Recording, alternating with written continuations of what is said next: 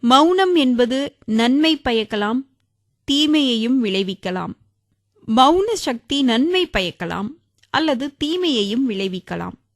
இந்த சக்தியின் தன்மையை நாம் புரிந்து கொண்டால் இதனை நன்மை பயக்கும் விதத்தில் பயன்படுத்த இயலும். மௌனம் இருவகைப்படும். ஒன்று பௌதீக அளவிலானது, மற்றது மன அளவிலானது. புற சப்தமின்மையை குறிக்கிறது. பொதுவாக மனிதர்கள் இத்தகைய மௌனத்தைக் கண்டு அஞ்சுகிறார்கள். ஏனெனில் இத்தகைய மௌனம் உயிரற்ற நிலையையோ அல்லது தனிமை வாய்ந்த சூழ்நிலையையோ குறிப்பதாகும்.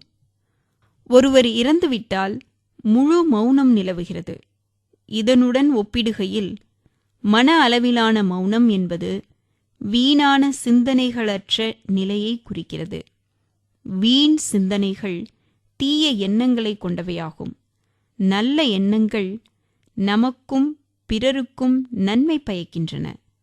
நாம் எப்போதும் ஆக்ககரமான சிந்தனையை கொண்டிருந்தால் நாமும் அமைதியாக இருந்து நம் சகவாசிகளுக்கும் அமைதியை கொடுக்க முடியும். இவ்வாறான மௌன சக்தி ஓர் அறையில் கமழும் நறுமணத்தை போன்றதாகும்.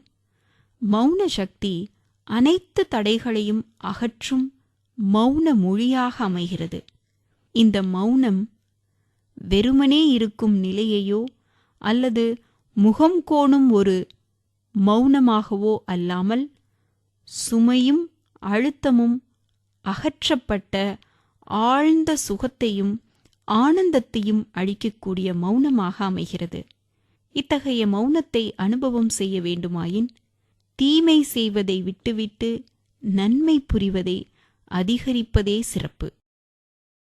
சிந்தனை துளி. அகமௌனம் தனக்கும் பிறருக்கும் நன்மை பயக்கும்.